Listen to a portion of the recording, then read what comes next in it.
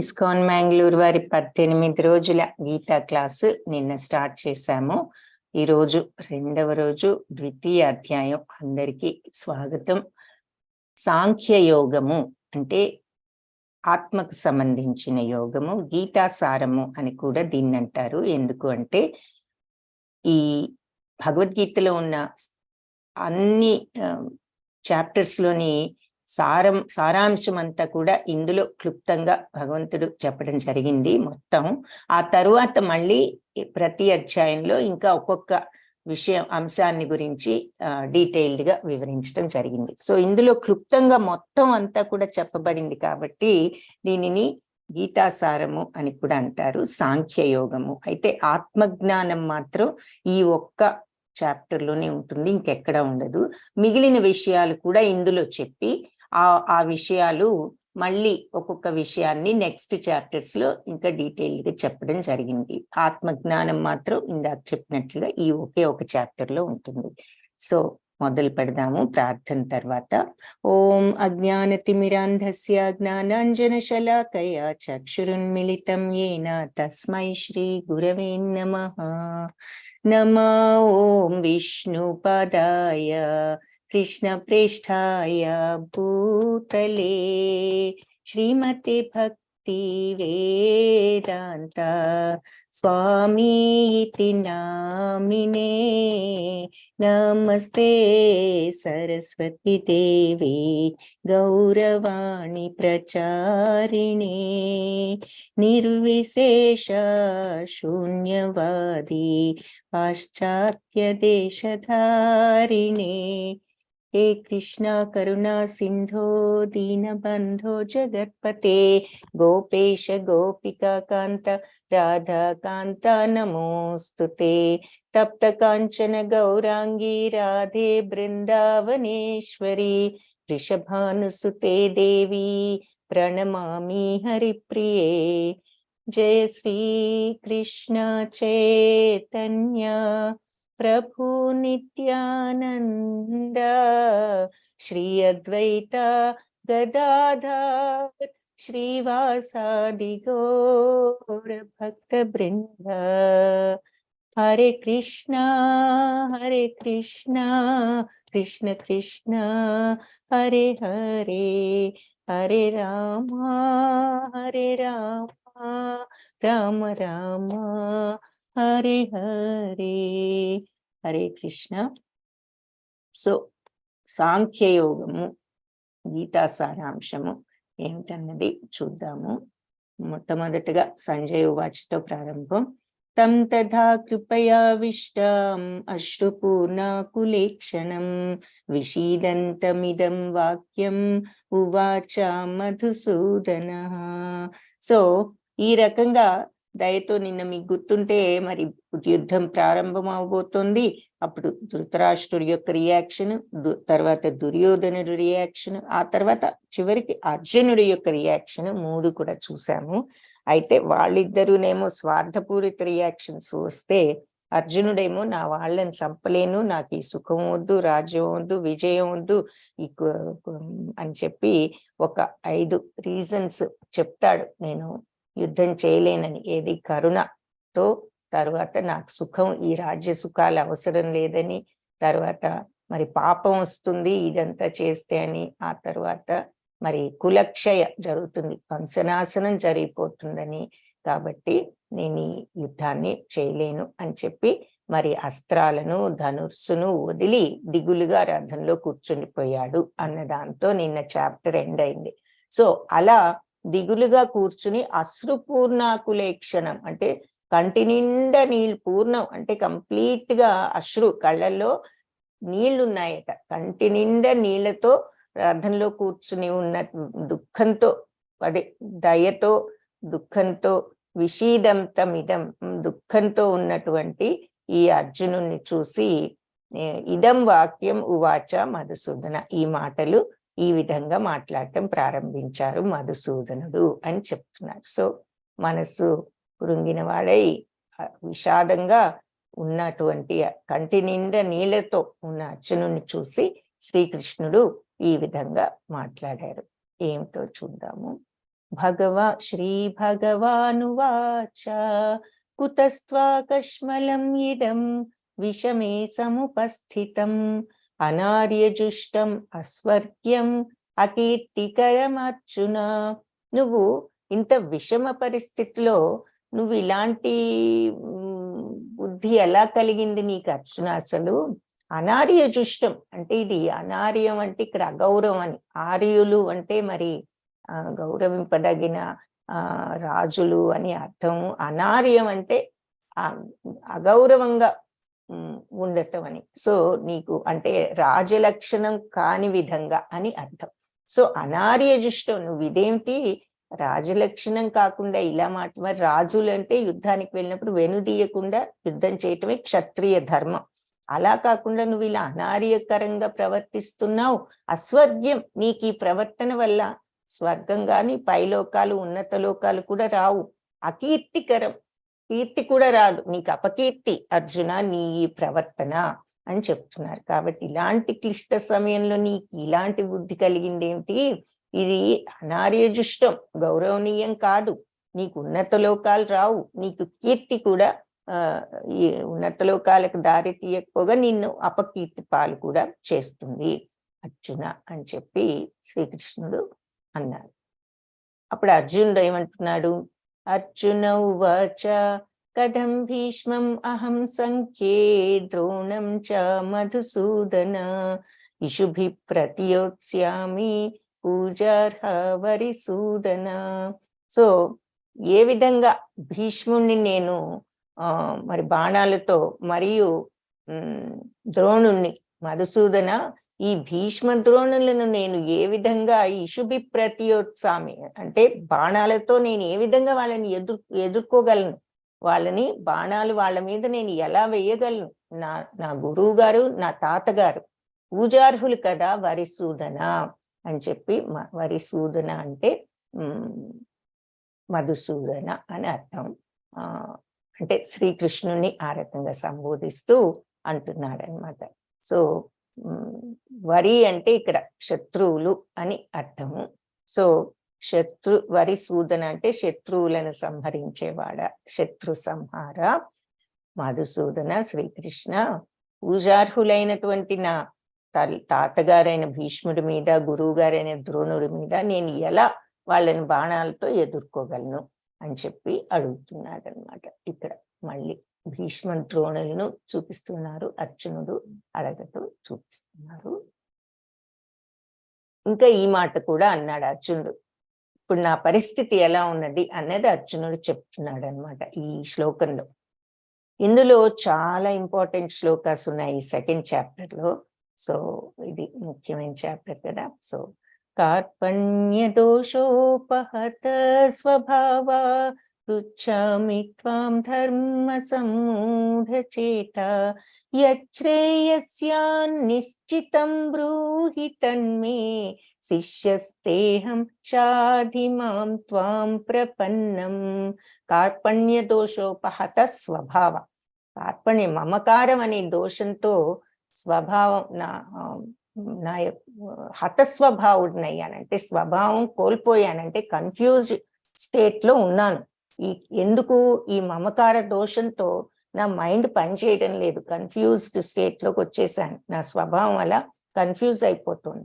పృచ్ఛామిత్వం అంటే నువ్వే చెప్పాలి, ధర్మ సమ్మూఢ చేత, ధర్మం ఏమిటో నా ధర్మం ఏమిటో తెలియని స్థితిలో ఉన్నాను. సమ్మూఢ చేత అయోమయ స్థితి అన్నమాట. నా ధర్మం ఏమిటి ఇప్పుడు అన్నది తెలియని అయోమయ స్థితిలో ఉన్నాను, నువ్వే చెప్పాలి. ఏం చెప్పాలంటున్నాడు? యచ్రేయస్యాన్ నిశ్చితం బ్రూహి తన్మే. యచ్రేయస్య ఏది శ్రేయస్కరమో నిశ్చితంగా నిశ్చయంగా నాకు కరెక్ట్ గా బ్రూహి చెప్పు, తన్మే నువ్వు నాకు, తన్మే తన్ అంటే నువ్వు, మే అంటే నాకు. కాబట్టి ఏది శ్రేయస్కరమో నిశ్చయంగా నువ్వే నాకు చెప్పు. ఎందుకంటే నా ధర్మం ఏమిటో తెలియని సమ్మూఢ చేత కన్ఫ్యూజ్డ్ స్టేట్ లో ఉన్నాను. కాబట్టి నేను ఏం చేయాలి, నాకు ఏది శ్రేయస్కరం అన్నది నిశ్చయంగా నువ్వు నాకు చెప్పు. శిష్యస్తేహం నేను నీ శిష్యుడను, తేహం నేను నీ యొక్క శిష్యుడను. షాధిమాం త్వాం చెప్పు నాకు నువ్వు షాధిమాం త్వాం చెప్పు నాకు నువ్వు ప్రపన్నం. ప్రపన్నం అంటే శరణు వేడుతున్నాను అని చెప్తున్నాడు. సో దీని అర్థం ఏమిటి అంటే, కార్పణ్య దోషంతో అంటే మమకారం అనే దోషంతో నేను అసలు ఈ విమూఢత్వంలో పడిపోయాను. నువ్వే చెప్పు, ధర్మం అనేది ఏమిటో తెలియని కన్ఫ్యూజ్డ్ స్టేట్ లో ఉన్నాను ఇప్పుడు, అయోమయ పరిస్థితిలో. సో నాకు ఏది శ్రేయస్కరమో నిశ్చయంగా నువ్వే చెప్పాలి. నేను నీ శిష్యుణ్ణి, నిన్ను నేను శరణు వేడుతున్నాను, నువ్వు నాకు చెప్పు అని చెప్పి అడిగాడనమాట అర్జునుడు. సో ఇక్కడ ముఖ్యమైన పాయింట్స్ 2 ఉన్నాయి. అర్జునుడు నేను నీ శిష్యుణ్ణి, నువ్వు నాకు చెప్పు అని అనటం ఒకటి. ప్రపన్నం షాధిమాం త్వాం ప్రపన్నం, నిన్ను శరణు వేడుతున్నాను అని అనటం రెండో పాయింట్.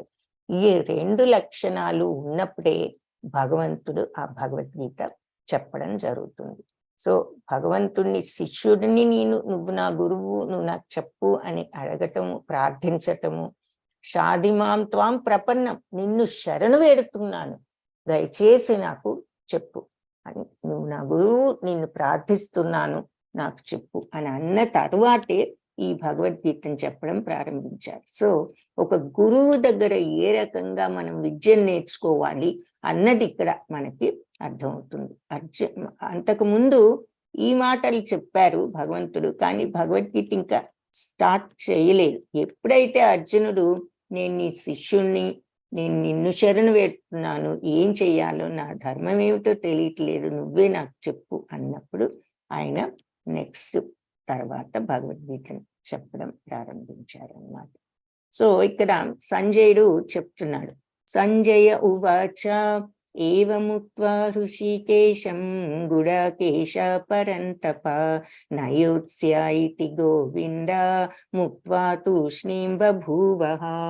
ఏవముక్త్వా హృషీకేశం, ఈ హృషీకేశుడికి శ్రీకృష్ణుడితో ఈ విధంగా ఇవన్నీ చెప్పేసి, గుడాకేశ అంటే అర్జునుడు అని చెప్పుకున్నాం కదా, నిద్రను తమో గుణాన్ని జయించిన వాడు అని అర్థం.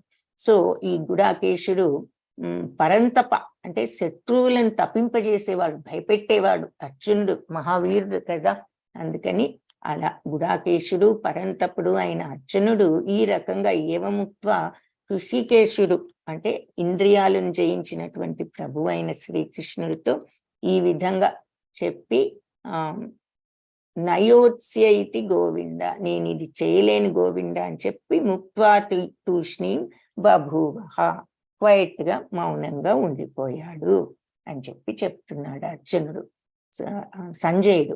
ఎవరికి? ధృతరాష్ట్రుడితో. సో శత్రువులను తప్పింపజేసే అర్జునుడు శ్రీకృష్ణుడితో గోవింద ఇంకా నేను యుద్ధం చేయలేను అని చెప్పి మౌనంగా ఉండిపోయాడు. శ్రీ భగవానువాచ. సో భగవంతుడు ప్రారంభించారు. మొట్టమొదట ఆత్మజ్ఞానం గురించి చెప్తారనమాట. అశోచ్యానన్వశోచస్త్వం ప్రజ్ఞావాదాంశ్చ భాషసే గతాసూన గతాసూంశ్చ నానుశోచంతి పండిత. సో భగవంతుడు ఏమంటున్నారు? అశోచ్యానన్వశోచస్త్వం అంటే శోకించకూడని దానికోసం నువ్వు శోకిస్తున్నావు. శోచస్త్వం అంటే నువ్వు, అశోచ్యాన్ అంటే దుఃఖించకూడని దానికోసం శోచస్తు అంటే దుఃఖిస్తున్నావు, దుఃఖించకూడని దానికోసం దుఃఖిస్తున్నావు. ప్రజ్ఞావాదాంశ్చ భాషసే, ఎంతో ప్రజ్ఞావంతుల్లాగా ఆర్గ్యుమెంట్స్, వాదాలు చెప్తున్నావు. ఇవన్నీ ఎన్నో రకరకాలుగా, ఇది వస్తుంది, అది వస్తుంది, పాపం వస్తుంది, కులనాశనం అంటున్నావు. ఇదన్నీ చాలా ప్రజ్ఞావంతుల్లాగా నువ్వు ఈ వాదాలన్నీ, ఆర్గ్యుమెంట్స్ అన్ని చెప్తున్నావు. గతాసూన అయితే గతాసూంశ్చ పోయిన వాళ్ళ కోసం గాని ఉన్న వాళ్ళ కోసం గాని నాను శోచంతి శోకించరు. ఎవరు? పండితులు అంటే వివేకవంతులు. నువ్వెంతో పాండిత్యంతో ప్రజ్ఞావంతుల్లాగా ఇవన్నీ చెప్తున్నావు. సో దుఃఖించకూడని దానికోసం దుఃఖిస్తున్నావు. పండితులు పోయిన వాళ్ళ కోసం గాని ఉన్న వాళ్ళ కోసం గాని ఈ పండితులైన వాళ్ళు శోకించరు అని చెప్పి చెప్తున్నారు. ఇక్కడ చూపిస్తున్నారు ఒక మనిషి పోవడము, దాని గురించి మామూలు వాడు దుఃఖించటం, ఈ పండితుడు ఈ రకంగా బ్యాలెన్స్డ్గా ఉండగలగటం చూపిస్తున్నారు. ఇదేమిటి మరి మనుషులు పోతే దుఃఖం రాకుండా ఏమవుతుంది అని మనందరికీ వెంటనే డౌట్ వస్తుంది. సరే, భగవంతుడు చెప్పిన నెక్స్ట్ శ్లోక చూద్దాం. నత్వేవాహం జాతునాసం నత్వం నేమే జనాధిపాః నచైవ న భవిష్యామః సర్వే వయమతః పరం. మరి నేను గాని నువ్వు గాని ఈ రాజులందరూ కానీ ఇక్కడ ఉన్న ఈ రాజులంతా కూడా లేని సమయం అనేది లేదు. ఇక ముందు కూడా మనం లేకపోవటం అనేది ఉండదు. మనం ఉండకుండా ఉండవు. ఇంతకు ముందు మనం లేకుండా లేము, ప్రస్తుతం ఎలాగూ ఉన్నాము, భవిష్యత్తులో కూడా మనం లేకుండా ఉండటం అనేది లేదు అని ఈ శ్లోకంలో చెప్పారు. ఇదేమిటి, భవిష్యత్తులో ఎప్పటికీ అందరూ ఎలా ఉంటారు, మరి కొన్నాళ్ళు అయితే ఎవరైనా పోవాల్సిందే కానీ మనకి డౌట్ వస్తుంది. సో దానికి ఆన్సరు నెక్స్ట్ శ్లోకాస్లో వస్తుంది. దేహినోస్మిన్, ఇది వెరీ ఇంపార్టెంట్ శ్లోక. ఇది దేహినోస్మిన్ యథా దేహే కౌమారం యౌవనం జరా తథా దేహాంతర ప్రాప్తి ధీరస్తత్ర న ముహ్యతి. సో దేహధారి ఈ బాల్యం నుంచి యవ్వనానికి, కౌమారం యవ్వనం జర.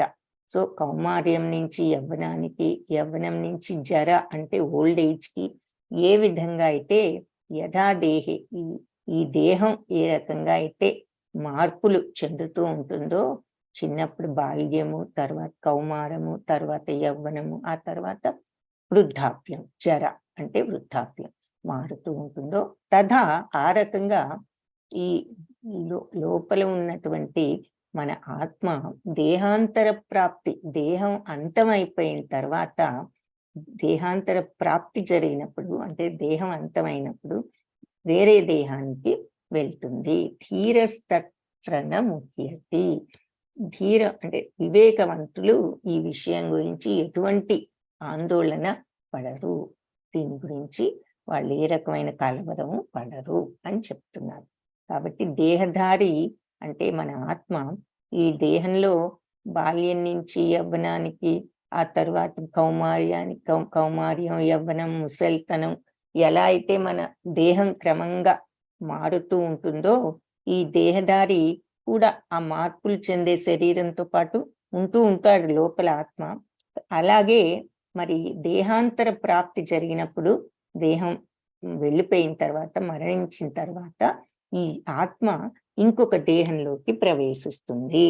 కాబట్టి వివేకవంతులు ఈ విషయం గురించి ఆందోళన పడరు. ఇది సాధారణంగా జరిగే విషయమే.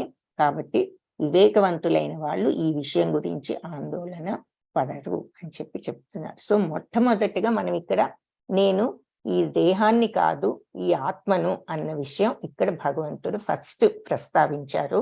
సో ఇక్కడ మనం కొన్ని విషయాలు చూస్తున్నాం. అందుకే మరి మన ఈ కురవాడు ఉన్నాడు, కనుబొమ్మలు, చెవులు, కాళ్ళు, చేతులు, ఇవన్నీ ఇక్కడ చూస్తున్నాం. కళ్ళు, ముక్కు, తల, ఇవి మనం ఏ రకంగా చెప్పుకుంటాం? నా కళ్ళు, నా చెవులు, నా కాళ్ళు, నా చేతులు అంటాం. అంతేగాని నేను కాళ్ళు, నేను చెవులు, నేను కళ్ళు అని నా అంటాం. ఈ నా అంటే ఎవరు?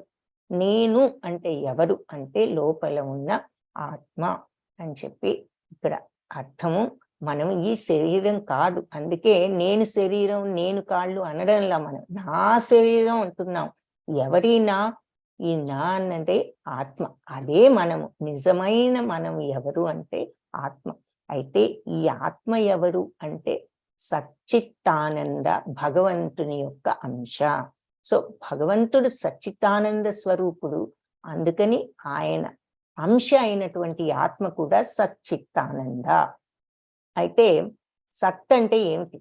సత్ అంటే మామూలుగా సత్యము, నిజం పలకడం అని అనుకుంటాం. అయితే ఇక్కడ దాని మించిన అర్థం ఏమిటి అంటే, సత్ అంటే నిజం అంటే ఏమిటి? మార్పు లేనిది, ఎప్పటికీ ఉండేది. ఈ రోజు ఇలా ఉండి రేపు ఉండినప్పుడు అది నిజం ఎలా అవుతుంది? అది కరెక్ట్ కాదు. ఇవాళకి నిజం అవ్వచ్చు, రేపు అది మారిపోతే అది నిజం కాదుగా. సో ఫర్ ఎగ్జాంపుల్ మనం ఉన్నాము, మనం ఈరోజు నేనున్నాను, నా పేరు సో అండ్ సో అని అనుకుంటున్నాను. తర్వాత ఇంకొక కొన్ని సంవత్సరాల తర్వాత మరి మనం ఉండవు. ఉండనప్పుడు నేను సో అండ్ సో అని ఏం చెప్తాం? అలాగే ఉదాహరణకు ఒక పుస్తకం ఉంటుంది, ఒక కాగితం ఉంటుంది. ఇదేమిటి అంటే ఒక కాగితం అంటాము. ఆ కాగితం ఈనాడు కాగితం కరెక్టే. తర్వాత 100 సంవత్సరాలకి అదేమవుతుంది? పొడి అయిపోతుంది. సో అప్పుడు కాగితం కాదు. సో ఇది కాగితం అన్నమాట ఈ క్షణానికే వర్తిస్తుంది గానీ శాశ్వతంగా అది కరెక్ట్ కాదు. కాబట్టి ఎప్పటికీ మార్పు లేకుండా ఎప్పుడు ఇది ఇలాగే ఉంటుంది ఈ కాగితం అంటే మనం ఇది సత్యం అని చెప్పొచ్చు. కానీ అది ఉండదు. కాగితమే కాదు, పుస్తకం ఉండదు, పుస్తకమే కాదు, జంతువే ఉండదు, జంతువే కాదు, పక్షి ఉండదు, చేప ఉండదు, మనిషి ఉండడు. ఆఖరికి ప్రకృతి కూడా ఎల్లప్పుడూ ఇదే విధంగా ఉండదు, మార్పు చెందుతూ ఉంటుంది. ఎప్పటికీ మార్పు చెందకుండా అలాగే ఉండేది నిత్యము ఎన్ని ఏళ్ళైనా ఏది అంటే భగవంతుడు, ఆయన అంశ అయినటువంటి ఈ ఆత్మ. కాబట్టే సత్ అంటే మార్పు లేనిది అని అర్థం. తర్వాత చిత్ అంటే జ్ఞానం. మామూలుగా ఆ జ్ఞానం ఏమి జ్ఞానం? ఈ ఆత్మను గురించి ఈ రకంగా అర్థం చేసుకున్న జ్ఞానమే చిత్తు. సో అది అంటే మనందరికి ఇప్పుడు జ్ఞానం వచ్చేసిందని కాదు, మనకి విషయం అర్థమైందని.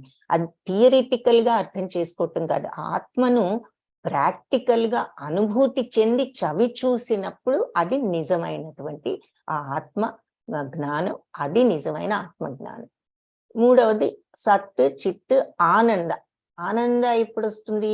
ఈ సత్యమైనటువంటి ఆత్మని ఎప్పుడైతే అనుభవపూర్వకంగా తెలుసుకుంటామో అప్పుడు మనకు ఆనందం అనేది వస్తుంది. సత్ ప్లస్ చిత్ ఈజ్ ఈక్వల్ టు ఆనంద.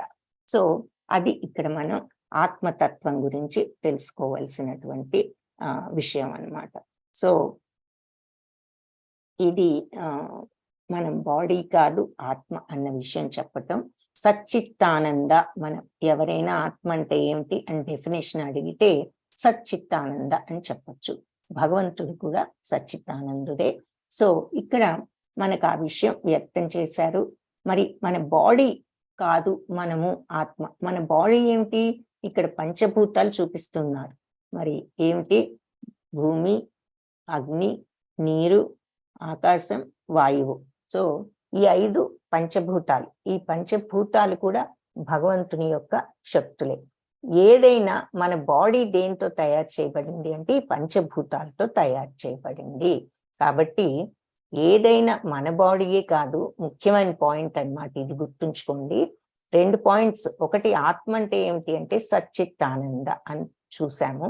ఇప్పుడు బాడీ ఏమిటి అంటే పంచభూతాలతో తయారైంది. సో మన బాడీయే కాదు, ముఖ్యమైన పాయింట్ ఏంటంటే ఈ ప్రపంచంలో ఏదైనా సరే ఒక ఆకారం అనేది ఉంది అంటే అది పంచభూతాలతోనే తయారైంది. సో మన బాడీ అవ్వనివ్వండి, జంతువుల బాడీ అవ్వనివ్వండి, పక్షుల బాడీ అవ్వనివ్వండి, చేపల బాడీ అవ్వనివ్వండి, చెట్లు అవ్వనివ్వండి, పుట్టలు అవ్వనివ్వండి, గుట్టలు అవ్వనివ్వండి, ఏదైనా సరే మన కంటికి ఒక ఆకారం కనపడుతుంది, ఒక ఫామ్ అనేది ఉంది దానికి అంటే అది ఆ ఫామ్ పంచభూతాలతోనే తయారైంది. కాబట్టి మన బాడీకి కూడా ఆకారం ఉంది కాబట్టి మన బాడీ కూడా ఈ పంచభూతాలతోనే తయారైంది. లోపల సచ్చిత్తానంద తత్వమైన ఈ ఆత్మ రైట్ సైడ్ చూపిస్తున్నారు. సో ఇది బాడీ, ఇటు ఆత్మ, మధ్యలో ఈ మనిషి. అందుకే నేను శరీరం అనకుండా, నేను కాళ్ళు అనకుండా నా కాళ్ళు, నా శరీరం, నా చెవులు, నా చేతులు అని అంటున్నాడు. ఆ నా అన్నది ఎవరు అంటే ఈ ఆత్మ. నా యొక్క అంటే నేను ఎవరు, మనం ఎవరు అంటే మన ఆత్మలో, ఈ శరీరం కాదు అని ఇక్కడ మనం ఫస్ట్ నేర్చుకున్నాము. ఇప్పుడు డ్రైవరు, కారు ఉన్నారు. మరి కారు శరీరం అయితే డ్రైవర్ మరి ఆత్మ లాంటి వాడు, డ్రైవర్ లేదే కారు వెళ్ళదు కాబట్టి. అలాగే పంజరంలో పక్షి, మన ఆత్మ అలా ఉన్నదని.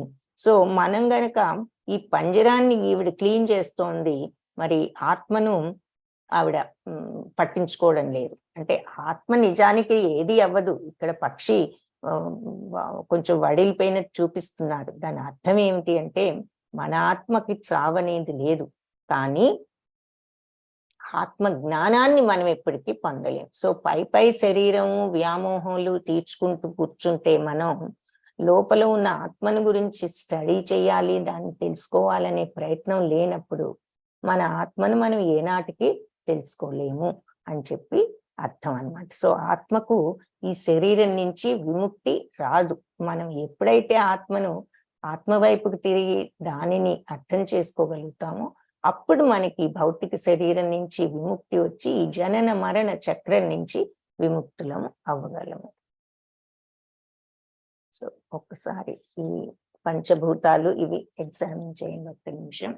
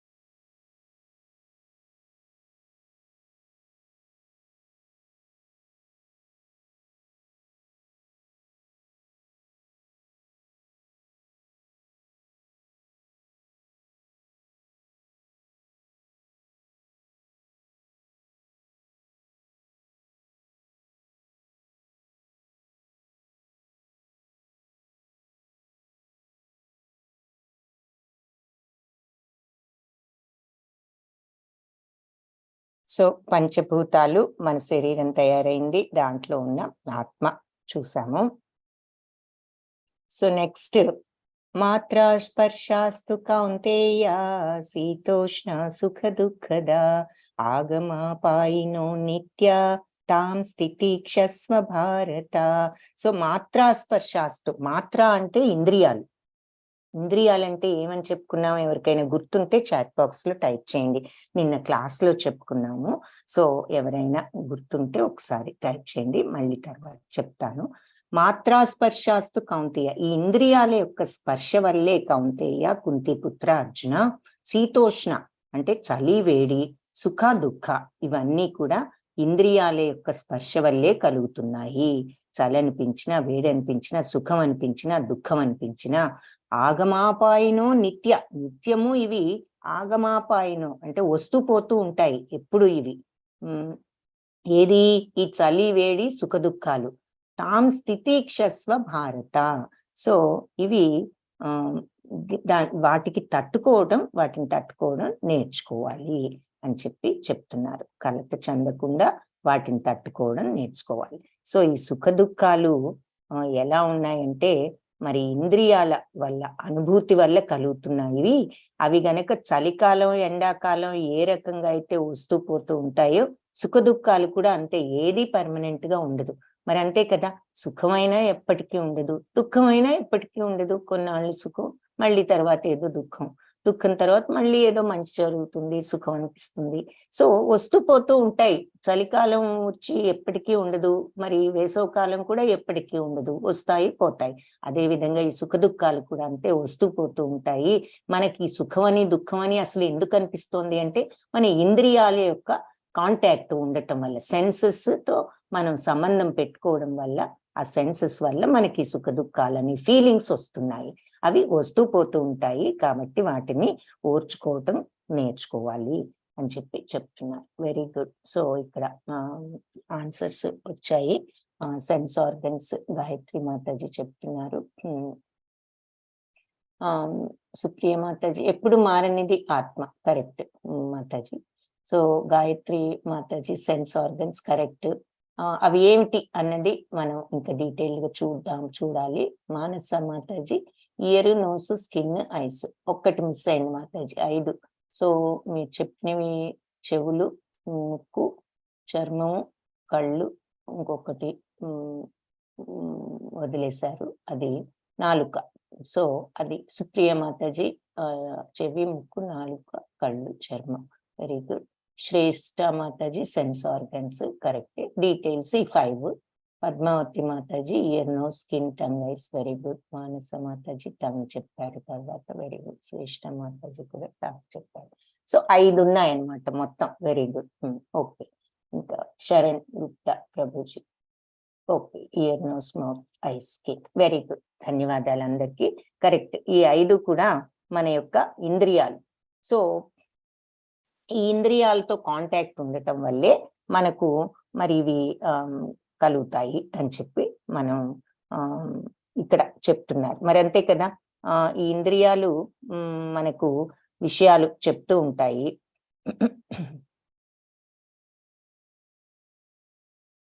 సౌండ్ ఇప్పుడు బెటరేనా? ఇట్లా ఇప్పుడు బెటర్గా ఉందా? సో మరి కంటికి ఏదైనా కనిపించిన దగ్గర నుంచి కావాలనిపిస్తుంది, తర్వాత చర్మానికి ఏదైనా మెత్తగా తగిలితే సుఖం అనిపిస్తుంది, గట్టిగా తగిలితే దుఃఖం అనిపిస్తుంది. సింపుల్ ఎగ్జాంపుల్స్ అన్నమాట ఇవి.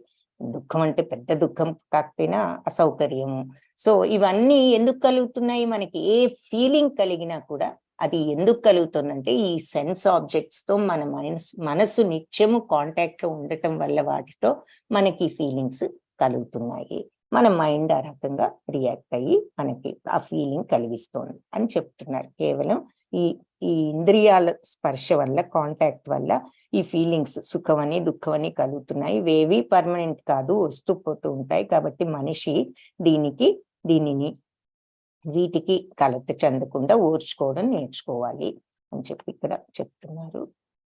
నజాయతే మ్రియతే వా కదాచిత్ నాయం భూత్వా భవితా వా న భూయః అజో నిత్య శాశ్వతోయం పురాణో నా హన్యతే హన్యమానే శరీరే.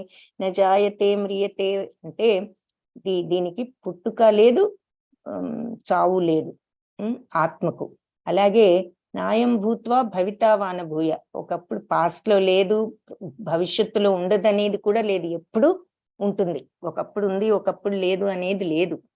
మరి అజో అంటే పుట్టుక లేనిది, నిత్యమైనది, ఎప్పటికీ ఉండేది, శాశ్వతమైనది, పురాతనమైనది, మరి ఎప్పటి నుంచో ఉన్నది భగవదంశ. నా హన్యతే అంటే చనిపోదు, హన్యమానే శరీరే, శరీరం హతమార్చబడిన ఆత్మ హతమార్చబడదు, చనిపోదు అని చెప్తున్నారు. సో ఆత్మకు పుట్టుక లేదు, చావు లేదు, అది ఒకప్పుడు ఉంది, ఇంకొకప్పుడు లేదు, పాస్ట్ లో లేదు, భవిష్యత్తులో ఉండదనేది లేదు, ఎప్పుడు ఉంటుంది. జన్మరాహిత్యం అంటే పుట్టుక లేనిది, శాశ్వతమైనది, నిత్యమైనది, పురాతనమైనది, మరి అనాది సిద్ధమైన ఆత్మ నిత్యం. అనాది అంటే బిగినింగ్ లెస్ అన్నమాట, బిగినింగ్ లెస్, ఎండ్లెస్, శాశ్వతం, అందుకే నిత్యమైనది. అందుకని శరీరం నాశనమైనా కూడా ఆత్మ మాత్రం నాశనం అవ్వదు అని చెప్తున్నారు. సో ఇక్కడ మరి ఆత్మ ఒక శరీరంలో ప్రవహిస్తే దేహినోస్మిన్ యథా దేహే అన్నదానికి, దేహము మరి కౌమార్యం నుంచి చూసాం కదా ఆ శ్లోకంలో, ఏ రకంగా అయితే దేహినోస్మిన్ యథా దేహే కౌమార్యం యవ్వనం తథా. సో చిన్న బాలు నుంచి మరి బాల్యము, కౌమార్యము, యవ్వనము, తర్వాత పెద్దవాళ్ళు అవుతాం, తర్వాత వృద్ధులు అవుతాం, ఆ తర్వాత పోవటం, ఆత్మ మళ్ళీ ఇంకొక చోటికి వెళ్ళటం చూస్తున్నాము. ఇప్పుడు ఆత్మ యొక్క లక్షణాలు చెప్తున్నారు. ఫస్ట్ ఏం చెప్పారు? మనం ఈ దేహం కాదు, మనం ఆత్మకు చావు లేదు అన్నది ఇక్కడ చెప్పారు. ఆత్మ అనేది శాశ్వతం. ఈ సుఖము దుఃఖము ఇవన్నీ నువ్వు అనుకుంటున్నావు, ఆత్మ శాశ్వతమైన ఆత్మ నీలో ఉన్నా, ఎందుకంటే ఇంద్రియ స్పర్శ వల్లే ఇవన్నీ నీకు ఫీలింగ్స్ వస్తున్నాయి. సో ఆత్మకు చావనేది లేదు, నిత్యమైనది అని చెప్పి ఇంకేం చెప్తున్నారు? వాసాంసి జీర్ణాని యథా విహాయ నవాని గృహ్ణాతి నరోపరాణి తథా శరీరాణి విహాయ జీర్ణాన్య అన్యాని సంయాతి నవాని దేహి. జీర్ణమైపోయిన బట్టలు గనక మనం ఏ విధంగా వదిలేసి నవాని గృహ్ణాతి కొత్త బట్టలు వేసుకుంటామో, మనము మన బాడీ గనక ఓల్డ్ అయ్యే, మన శరీరము, మన బట్టలు, పాత బట్టలు తీసేసి కొత్త బట్టలు ఏ విధంగా వేసుకుంటామో అలాగే మన శరీరం కూడా విహాయం జీర్ణ. సో జీర్ణం అయిపోయినప్పుడు, శరీరం ఓల్డ్ అయిపోయి శిథిలం అయిపోయినప్పుడు అన్యాని సంయాతి నవాని దేహి, ఈ ఆత్మ కూడా కొత్త దేహాన్ని తీసుకుంటుంది. సో మనిషి గనక చిరిగిపోయిన పాత బట్టలను వదిలేసి కొత్త బట్టలు ఎలా అయితే మనం వేసుకుంటామో, బట్టలు చిరిగిపోయినప్పుడు వేరేవి, అలాగే ఆత్మ కూడా ఈ కృషించిన దేహాలు వదిలి వేరే దేహాన్ని స్వీకరిస్తుంది.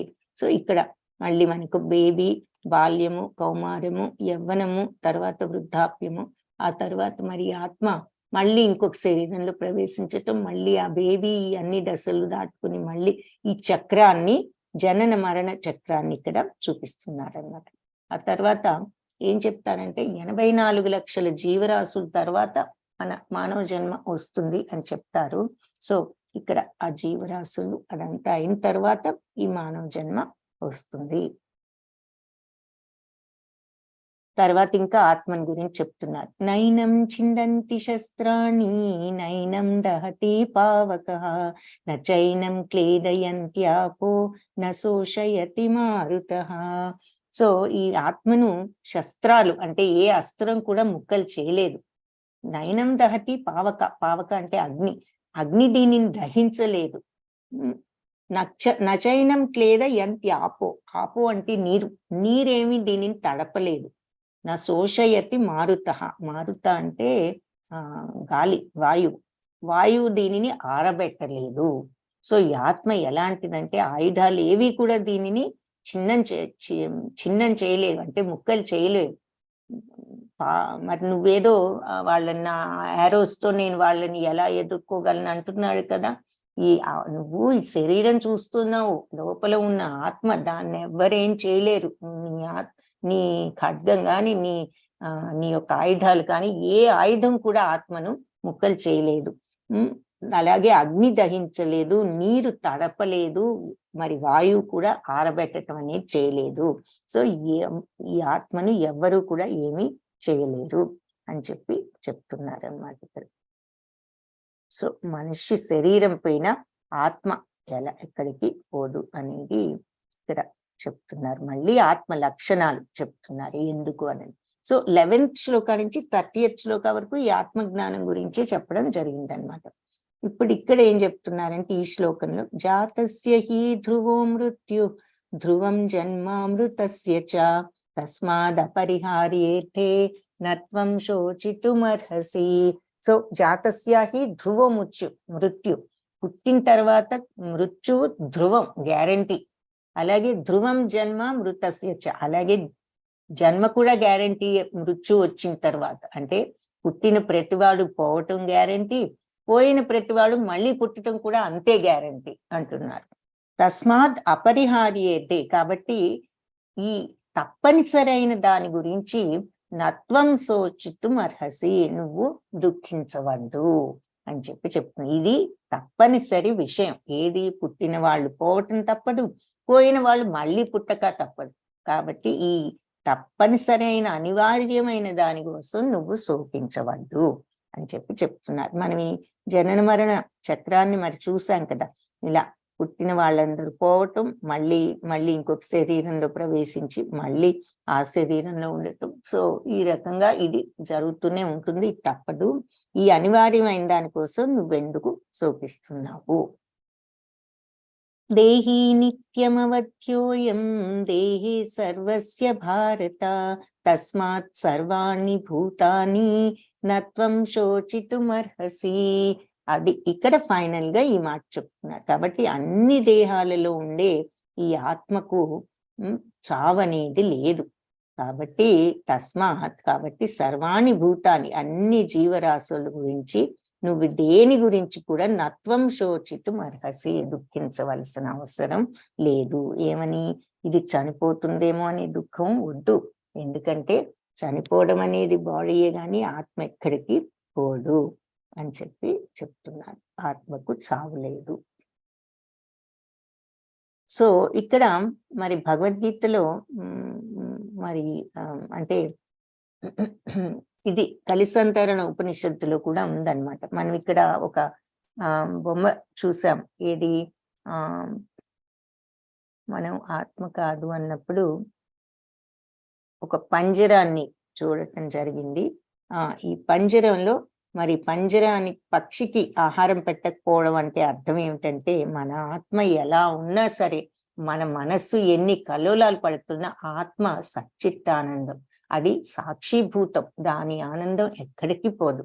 మనం ఈ మనస్సు అనే పొరను, భౌతిక పొరను తొలగించి దానిని అనుభవించగలిగినప్పుడు ఆనందం ఏంటో మనకి ఆ నిత్యానందం, బ్రహ్మానందం, దివ్యానందం అర్థమవుతుంది. అది భగవతత్వము. అందుకే ఆత్మను అర్థం చేసుకోగలిగితే భగవంతుణ్ణి మనం అర్థం చేసుకోవచ్చు అని చెప్పి పొందవచ్చు అని చెప్తారు. సో ఈ ఆత్మను మరి మనందరం ఇలా అర్థం చేసుకోకుండా అలా వదిలేసామని, ఆత్మ ఏదో దీనంగా ఉంటుందని కాదు. ఈ బొమ్మలో లాగా ఆత్మ ఎప్పుడు హ్యాపీయే, నిత్యానందం, సచ్చిత్తానందం. దీని అర్థం ఏమిటి అంటే, మనం ఆత్మను తెలుసుకోలేక అది మనం ఆ ఆనంద స్థితికి చేరలేకపోతున్నాము అని. సో ఆత్మను అర్థం చేసుకోవాలి అంటే, మరి ఈ భగవంతుణ్ణి పొందాలి అంటే ఈ కలియుగంలో నామజపం ఒక్కటే మార్గం అన్నది చూసాం. హరేర్నామ హరేర్నామ హరేర్నామైవ కేవలం కలౌ నాస్త్యైవ నాస్త్యైవ నాస్త్యైవ గతిరన్యత అని మనకు చెప్పారు ఉపనిషత్తుల్లో కూడా. సో కేవలం హరినామమే ఈ కలియుగంలో, వేరే దారి లేదు భగవంతుణ్ణి పొందటానికి. హరినామమే కేవలం ఈ కలియుగంలో మార్గము అని భగవన్నామం.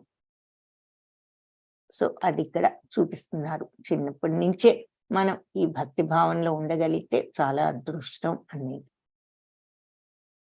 తర్వాత అప్పుడు చెప్తున్నారు, ఇప్పటి వరకు ఆత్మను గురించి వివరించి ఇప్పుడు ఏం చెప్తున్నారు, నీ స్వధర్మం ఏమిటి, నీ డ్యూటీ ఏమిటి, ఇవన్నీ ఇక్కడి నుంచి చెప్పే విషయాలన్నీ నెక్స్ట్ చాప్టర్స్ అన్నిట్లో వివరంగా ఒక్కొక్క విషయాన్ని ఒక్కొక్క చాప్టర్ లో డీటెయిల్డ్ గా చెప్తారు. ఆత్మజ్ఞానం మాత్రం ఇక్కడే వింటావు, ఇంకెక్కడ ఉండదు. సో ఇప్పుడు నీ స్వధర్మం ఏమిటి, నువ్వు చేయవలసిన కర్మ అంటే యాక్షన్. కర్మ అంటే ఏదో కర్మ అంటే బ్యాడ్ అనుకుంటాం. కర్మ అన్న పదానికి అర్థం ఏమిటి అంటే యాక్షన్, పని అని అర్థం. సో కర్మ గురించి, స్వధర్మం అంటే మన డ్యూటీ, సెల్ఫ్ రెస్పాన్సిబిలిటీ ఏమిటి అన్నది చెప్తున్నారు.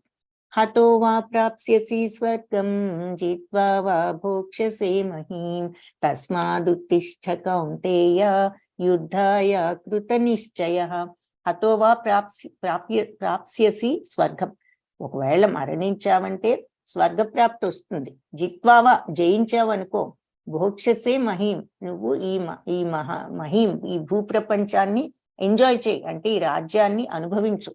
తస్మాత్, కాబట్టి ఉత్తిష్ఠ కౌంతేయ, లే కౌంతేయ, నువ్వు అలా కూర్చుండిపోయాడు కదా రథంలో, అందుకని కాబట్టి లేచి యుద్ధాయ కృత నిశ్చయ, యుద్ధం చెయ్యాలని కృత నిశ్చయంతో లేచి నిలబడి యుద్ధం చెయ్యి. నువ్వు పోయావంటే స్వర్గప్రాప్తి వస్తుంది, యుద్ధంలో ఉన్నావంటే, జయించావంటే రాజ్యాన్ని అనుభవించు. నీ డ్యూటీ ఏమిటి, వచ్చావు యుద్ధానికి, యుద్ధం చేయటం నీ బాధ్యత అని చెప్తూ లేవమని చెప్పారు. మరి క్షత్రియ ధర్మం ఏమిటి, క్షత్రియుడు అన్న తర్వాత మరి రాజ్యాన్ని కాపాడుకోవాలి, ప్రజల్ని కాపాడుకోవాలి. ఇప్పుడు నీ రాజ్యం పోతోంది, నువ్వు కాపాడుకోవాల్సిన బాధ్యత క్షత్రియుడిగా నీకున్నది, కాబట్టి చెయ్యాలి, అది తప్పు కాదు అని చెప్తున్నారు. ఎవరి స్వధర్మాన్ని వాళ్ళు పాటించాలి. ఇప్పుడు సోల్జర్ ఉన్నాడంటే మరి అతను దేశం కోసం పోరాడతాడు, వేరే వాళ్ళని ఎంతో మందిని చంపొచ్చు, అది తప్పు కాదు, అది అతని బాధ్యత. కానీ బయటకు వచ్చి ఇంకెవరినైనా చంపాడంటే అది తప్పు. సో నువ్వు నీ బాధ్యతగా చేస్తున్నావు, అది నీ డ్యూటీ క్షత్రియుడుగా అని చెప్పి చెప్తున్నారు.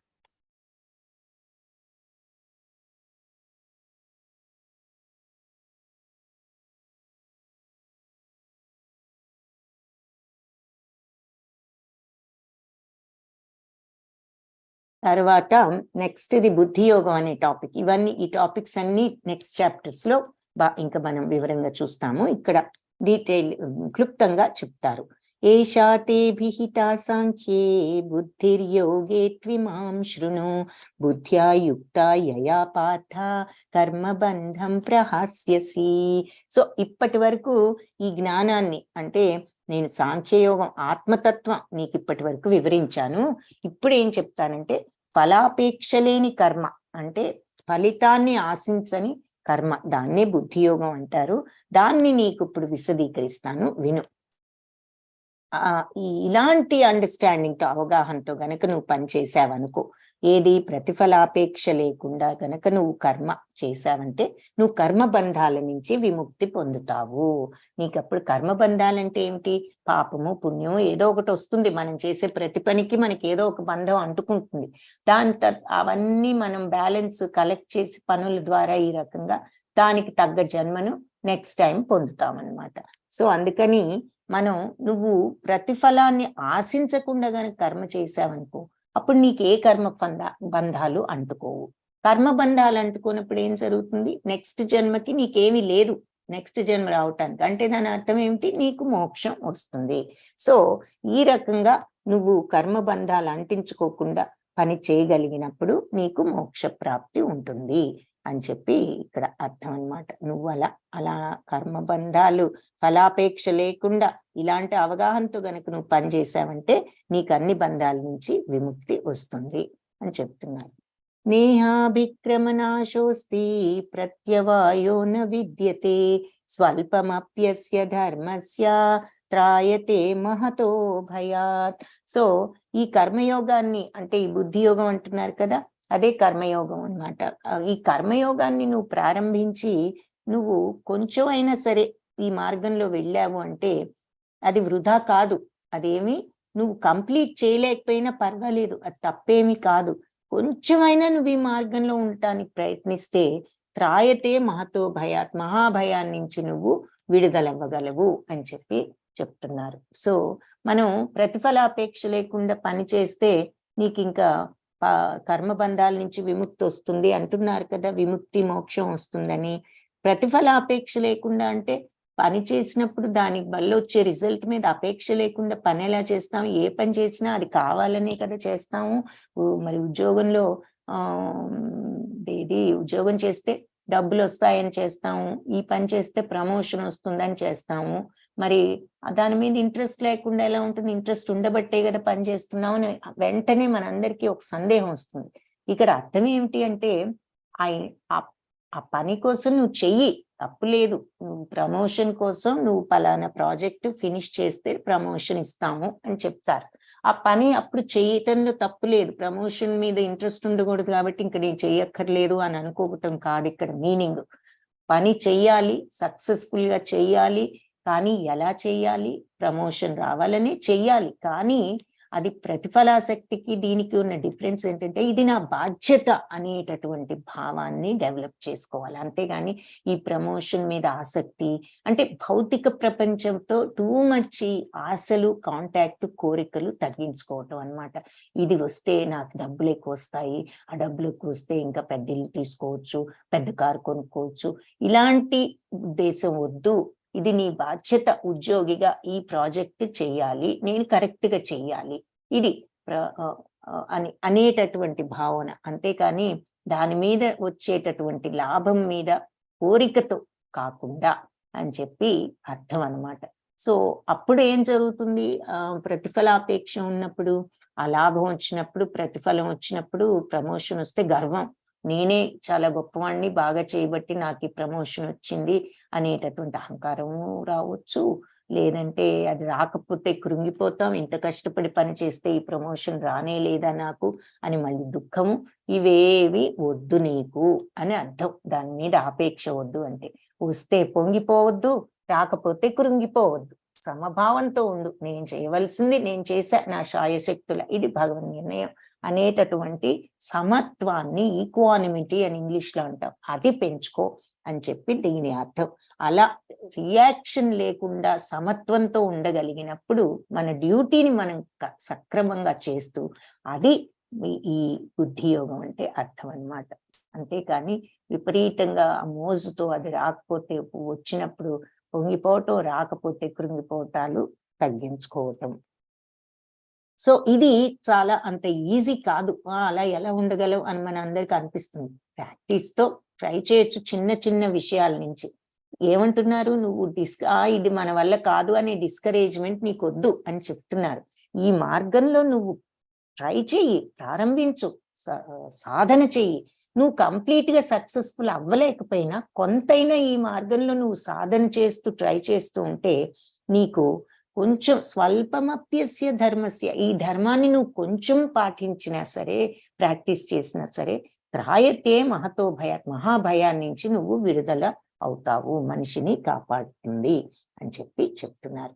ఇక్కడ గజేంద్ర మోక్షాన్ని చూపిస్తున్నారు. గజేంద్రుడు మరి మొసలి నోట్లో కాళ్ళు ఇరుక్కున్న తర్వాత లాక్కోవడానికి ఎంతో ప్రయత్నించి వీలు కాకపోతే ఆఖరికి పూర్వజన్మ సుకృతం వల్ల భగవంతుడు జ్ఞాపకం వస్తాడు.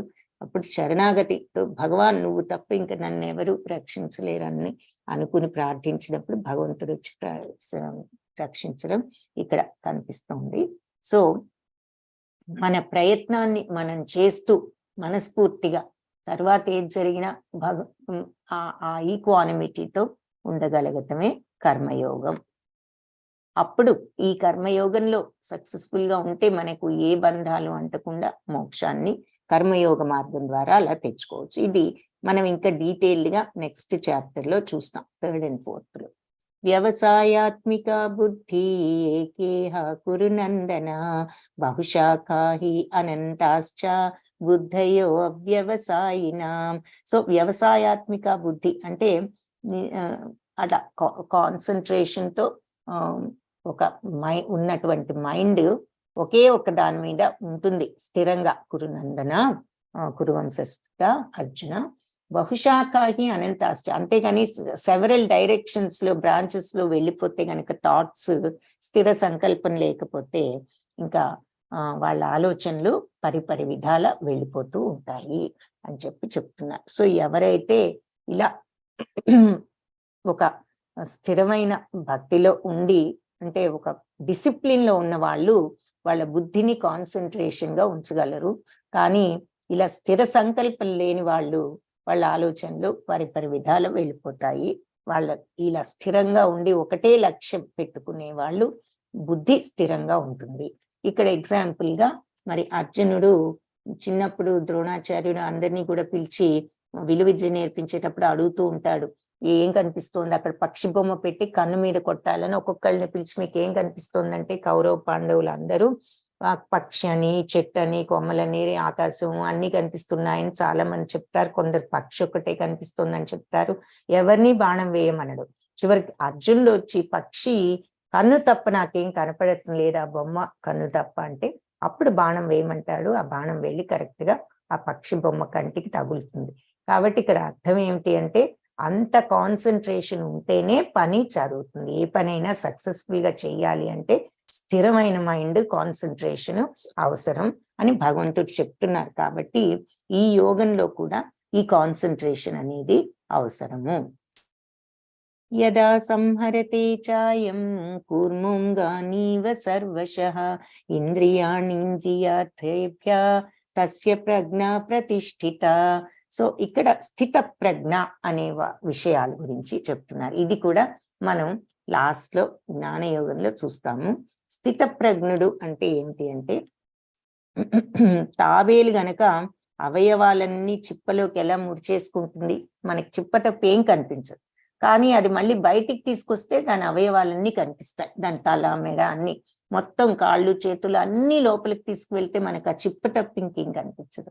సో అదే విధంగా ఎలా అయితే అది అన్ని అవయవాలు లోపలికి తీసుకువెళ్ళిపోగలుగుతుందో మన ఇంద్రియాలన్నింటినీ బయటికి ప్రసరించే ఇంద్రియాలు, కళ్ళు, ముక్కు, చెవి, ఇవన్నీ కళ్ళు కనిపించేవన్నీ చూసి అది కావాలంటుంది, చెవి వినిపించేదంతా చూస్తూ ఈ పాటలు వినాలి, ఆ పాటలు వినాలి, ఆ సీరియల్ చూడాలి, ఈ సీరియల్ చూడాలని అంటూ ఉంటుంది. ముఖ్యేమో వాసనలు చూస్తూ అది తినాలి, ఇది తినాలంటూ ఉంటుంది. నోరేమో రుచి చూసిన కొద్దికి ఇంకా ఎక్కువ తినమంటుంది. ఇలా మనం ఇంద్రియ ప్రభావాలకి గురి అవుతూ ఆ కోరికలు కలిగించుకుంటూ ఆ కోరిక తీరినప్పుడు బాధపడుతూ మాత్రాస్పర్శాస్తు అన్నారు కదా, ఈ ఇంద్రియాల వల్లే మనకి సుఖ దుఃఖాలు కలుగుతున్నాయి అని. కాబట్టి ఇవి మనకి పెట్టే ప్రలోభాల వల్ల మనకి సుఖ దుఃఖాలు ఫీలింగ్స్ వస్తున్నాయి.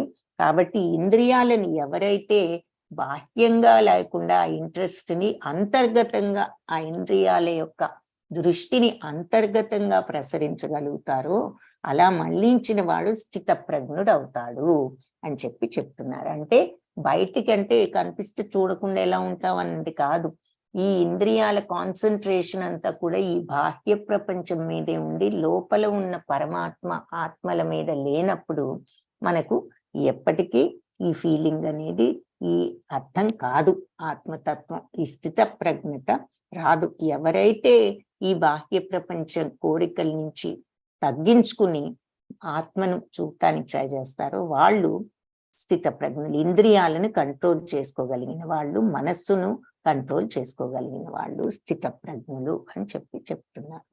ధ్యాయతో విషయాన్ పుంసః సంగస్తేషూపజాయతే సంగాత్ సంజాయతే కామ కామాత్ క్రోధోభిజాయతే సో ఈ ఇంద్రియాలు ఎలా పనిచేస్తాయి, మన మీద వాటి ఎఫెక్ట్ ఎలా వస్తుంది అంటే ఇక్కడ వివరిస్తున్నారనమాట.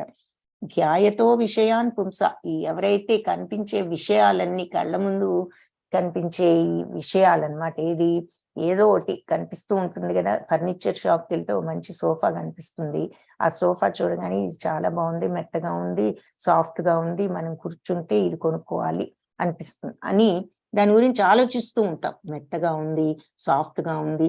సో ఈ విషయాల గురించి ధ్యాయతే విషయాన్ పుంస సంగస్తేషూపజాయతే, ఎప్పుడైతే ఈ విషయాల గురించి ఆలోచిస్తూ ధ్యానించడం అంటే ఇక్కడ ఆలోచిస్తూ ఉంటామో అటాచ్మెంట్, దాని మీద ఆసక్తి పెరుగుతుంది. సంగస్తేషూపజాయతే, అటాచ్మెంట్ పుడుతుంది. సంగాత్ సంజాయతే, ఈ అటాచ్మెంట్ పుట్టినప్పుడు కామ, కోరిక పుడుతుంది. సో దాని మీదే అటాచ్మెంట్, ఏదో బాగున్నట్టుంది, మెత్తగా ఉంది, చాలా సాఫ్ట్ గా ఉంది, ఆలోచించిన కొందికి ఆసక్తి, ఇంట్రెస్ట్ పెరుగుతుంది. మళ్ళీ వెళ్ళి చూస్తాం, ఇంట్రెస్ట్ పెరిగేసరికి వెనక్కి తిరిగి మళ్ళీ సోఫా చూస్తాం. అలా ఇంట్రెస్ట్ పెరిగినప్పుడు ఏం జరుగుతుంది, మళ్ళీ చూసినప్పుడు తప్పనిసరిగా ఇది కొనుక్కోవాలి, చాలా బాగుంది, వెంటనే కోరిక పుడుతుంది. కామాత్ క్రోధో, సో సంగాత్ సంజాయతే కామ, ఆ ఇంట్రెస్ట్ పుట్టగానే కోరిక పుడుతుంది. కామాత్ క్రోధోభిజాయతే, కామం నుంచి క్రోధం వస్తుంది. సరే పర్స్ చూసుకున్నాము, అది 2000 నుండి మన దగ్గర 1500 ఉంది, వెంటనే కోపం వచ్చేస్తుంది, ఇంత మంచి సోఫా కొనుక్కోవాలంటే మనకు అసలు డబ్బులు లేకుండా పోయాయి అనేటటువంటి కోపం. సో జనరల్ గా జరిగే విషయం చెప్తున్నారు. ఎందుకంటే అన్ని కోరికలు మనం తీర్చుకోలేము, అది కొన్ని తీర్చుకోగలిగినవి ఉంటాయి. ఒక్కొక్కసారి నీకు ఆ డబ్బు ఉండొచ్చు, కొనుక్కోవచ్చు, కానీ ప్రతిదీ తీర్చుకునేటటువంటి రీసోర్సెస్ ఎప్పుడు ఉండవు. కాబట్టి ఇది జనరల్ గా విషయం చెప్తున్నారనమాట. మనం ఎప్పుడైతే ఇంద్రియాల ప్రభావానికి గురి అయ్యి ఈ మెత్తగా ఉంది, కంటికి కనిపించింది, శరీరానికి మెత్తగా తగులుతోంది, కావాలి, ఆసక్తి, మళ్ళీ దీన్ని శ్రద్ధగా పరిశీలించడం, కూర్చోవటం, ఫీల్ అవ్వటం, తద్వారా ఇంద్రియం ద్వారా దాని యొక్క మెత్తదనాన్ని గ్రహించడం, ఆసక్తి పెంచుకోవడం, ఆ వెంటనే కొనుక్కోవాలని కోరిక వస్తుంది. ఆ తర్వాత చూస్తే డబ్బులు లేకపోతే కోపం వస్తుంది. ఇవన్నీ దేనికి వచ్చాయి, ఇంద్రియాలు ఫస్ట్ ఇలా మన మీద అవి వాటి యొక్క ఇన్ఫ్లుయెన్స్ చూపించడం వల్ల వచ్చాయి. సో అలా కోరిక తీరలేదని కోపం వచ్చింది. కోపం వస్తే ఏం జరుగుతుందో ఇక్కడ చెప్తున్నారు. చాలా ఇంపార్టెంట్ శ్లోకాస్ ఇవి. భగవద్గీతలో ఒక శ్లోకం గుర్తుంచుకున్నా మనం కరెక్ట్ గా నడవచ్చు అని నిన్న కూడా చెప్పుకున్నట్టున్నా, చెప్పుకోలేదేమో. ఒక్క శ్లోకం ప్రాక్టీస్ చేసినా మన జీవితం సరైన మార్గంలో పెట్టుకోవచ్చు. అలాంటి శ్లోకాల్లో ఇవి కొన్ని, అన్ని మంచి శ్లోకాలే. సో ఇది చూడండి ఎంత ఇంపార్టెంట్ శ్లోకం. కోపం కోరిక వచ్చినప్పుడు కోపం వస్తుంది అన్నారు. కోపం వస్తే ఏం జరుగుతుందంట, క్రోధాద్భవతి సమ్మోహ, సమ్మోహాత్ స్మృతి విభ్రమ, స్మృతి భ్రంశాత్ బుద్ధినాశో, బుద్ధినాశాత్ ప్రణశ్యతి. క్రోధోద్భవతి సమ్మోహ, క్రోధం నుంచి పుడుతుంది ఏమిటి, సమ్మోహం అంటే ఒకలాంటి మైకం. అంటే ఇంకా కోపం వచ్చినప్పుడు చూడండి, పిచ్చి కోపం అంటాం, మైండ్ సరిగ్గా పనిచేయదు, మైండ్కి ఒక పొగ వచ్చినట్లు కమ్మేస్తుంది, అంటే ఆలోచన జ్ఞానం నశిస్తుంది. సమ్మోహాత్ స్మృతి విభ్రమ, ఆ ఆలోచన జ్ఞానం సమ్మోహం వచ్చినప్పుడు మైకం లాంటిది వచ్చేస్తుంది. కోపం వచ్చినప్పుడు ఒళ్ళు తెలియదు అంటారు చూడండి, ఒళ్ళు తెలియని కోపం వచ్చింది అంటూ ఉంటారు. అలాంటిది అన్నమాట ఈ సమ్మోహం. ఈ సమ్మోహం వచ్చినప్పుడు ఏమవుతుంది, స్మృతి విభ్రమ అంటే మైండ్ పనిచేయదు. సో స్మృతి అంటే ఇక్కడ గుర్తు అని మామూలుగా, ఇక్కడ మైండ్ పనిచేయటం విషయం అనమాట. విభ్రమ, మైండ్ పనిచేయడి, అంతా చెదిరిపోతుంది అనమాట, విచక్షణ అంతా పోతుంది అని అర్థం. సో కోపం వచ్చినప్పుడు మైకం కమ్మినట్లు అయిపోయి ఒళ్ళు తెలియకుండా మనకి వివేకం అనేది, మరి మైండ్ పనిచేయటం అనేది పోతుంది. వాడికి ఒళ్ళు తెలియని కోపంతో వాడికి మైండ్ పనిచేయటం పోయింది, ఈ ఇష్టం వచ్చినట్టు మాట్లాడుతున్నాడు వాడికి అని అంటూ ఉంటాం మనం. సో అది ఇక్కడ చెప్తున్నారనమాట. సో క్రోధం నుంచి ఈ సమ్మోహం వస్తుంది. ఈ సమ్మోహం వచ్చినప్పుడు ఇంకా మైండ్ పనిచేయదు, స్మృతి విభ్రమం అయిపోతుంది. స్మృతి భ్రంశ, అలా స్మృతి భ్రమించిపోయినప్పుడు బుద్ధి నాశో, బుద్ధి నాశనం అవుతుంది. అప్పుడు మరి మైకం కమ్మేసి ఒళ్ళు తెలియని కోపంతో మరి మనకు మోహం అనేది వచ్చి మైండ్ పనిచేయకుండా ఆఖరికి ఏం చేస్తున్నాము, మంచా చెడు మనం చేసే పని అనే విచక్షణ పోయి, బుద్ధి పోయి విచక్షణ జ్ఞానం నశిస్తుంది. బుద్ధినాశాత్ ప్రణశ్యతి. బుద్ధే నాశనం అయితే మనిషే నాశనం అవుతాడు. అప్పుడు ఏం చేస్తాం? చెయ్యకూడని పనులు చేస్తూ ఉంటాం కోపంలో. ఈ చేతిలో ఉన్నది విసిరి కొట్టే వాళ్ళని చూస్తాం, అవతల వాళ్ళని కొట్టే వాళ్ళని చూస్తాం, తిట్టే వాళ్ళని చూస్తాం. ఎన్నో రకాలుగా వాళ్ళ కోపాన్ని బట్టి వాళ్ళు ఇలా పిచ్చి కోపంతో వాళ్ళు ఇంత చెయ్యకూడని ప్రవర్తనలో లీనమవటం మనం చూస్తూ ఉంటాం. అది జరుగుతుంది కోపం వచ్చినప్పుడు. అవివేకం కలిగినప్పుడు బుద్ధి నశిస్తుంది, విచక్షణ నశిస్తుంది.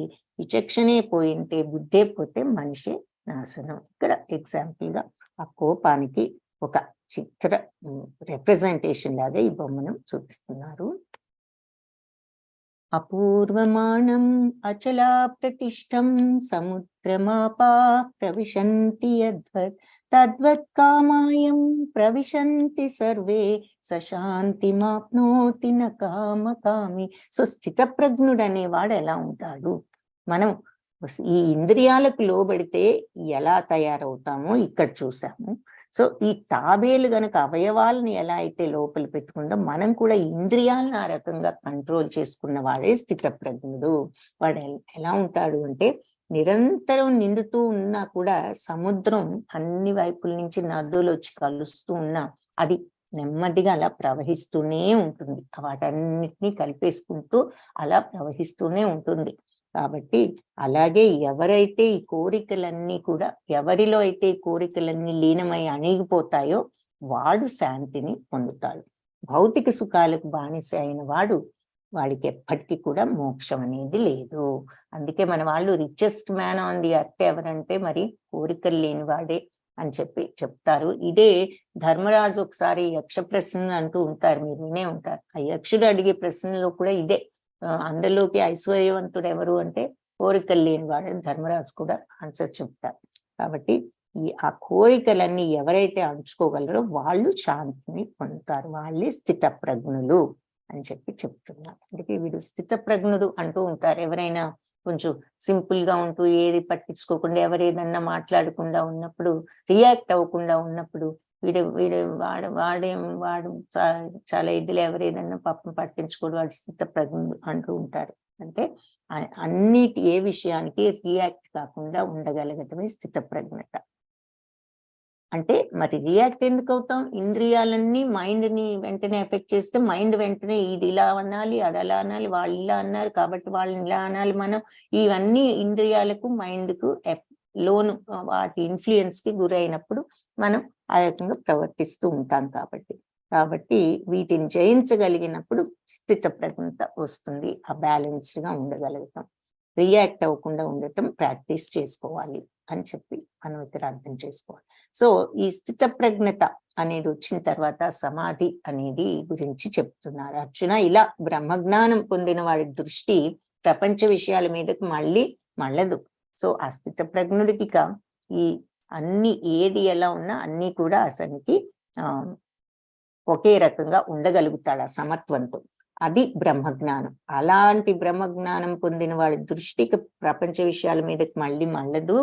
మరణ సమయంలో కూడా ఈ వివేకంతో స్థిరంగా ఉన్న వ్యక్తి జనన మరణ చక్రం నుంచి విముక్తి పొంది ఆ భగవంతుడి దివ్యధామాన్ని చేరుకుంటాడు అని ఇక్కడ మరి ఈ జ్ఞాన మార్గాన్ని చూపిస్తున్నారు. ఇందాక భక్తి మార్గం, కర్మ ఎలా చేస్తే ఫలాపేక్ష లేకుండా చేస్తే కర్మ మార్గం ద్వారా మోక్షం తెచ్చుకోవచ్చు. ఇది జ్ఞాన మార్గం ద్వారా మోక్షం తెచ్చుకోవచ్చు. ఆ తర్వాత మధ్యలో భక్తి మార్గాన్ని చూపించారు. ఏది మరి హరే కృష్ణ కృష్ణ కృష్ణ హరే హరే, హరే రామ రామ రామ హరే హరే. భగవంతుడి మీద భక్తితో మోక్షాన్ని తెచ్చుకోవచ్చు. సో ఈ కలియుగ ధర్మం మరి ఏమిటి అంటే భగవంతుడి నామాన్ని జపించటం. ఒక్కొక్క యుగంలో ఒక్కొక్క ధర్మాన్ని సూచించారు. సో మన కలియుగంలో మనం చేయవలసింది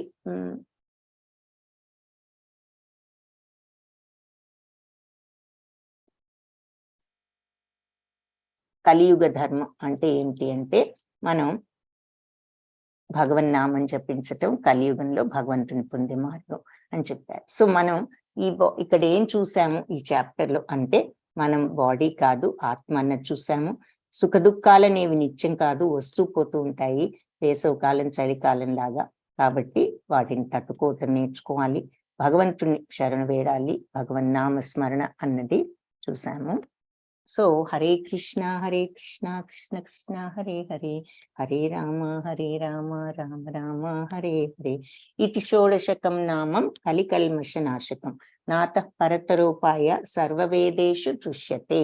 అంటే ఈ హరే కృష్ణ కృష్ణ కృష్ణ హరే హరే, హరే రామ రామ రామ హరే హరే అని ఈ అన్ని వేదాలు వెతికినా కూడా ఈ కలియుగం యొక్క విషపూరిత ప్రభావాలను రూపుమాపటానికి ఈ 16 పేర్లు ఉన్న ఈ హరే కృష్ణ మహామంత్ర జపం కంటే వేరే ఉపాయం లేదు అని చెప్పి ఈ కలిసంతరణ ఉపనిషత్తులో చెప్పారని ఇక్కడ చూస్తున్నాము. సో జపించండి హరే కృష్ణ కృష్ణ కృష్ణ హరే హరే, హరే రామ రామ రామ హరే హరే.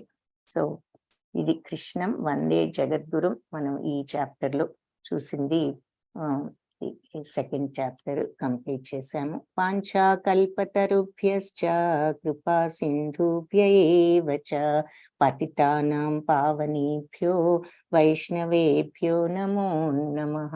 సెకండ్ చాప్టర్ లో మరి చాలా చూసాము. అది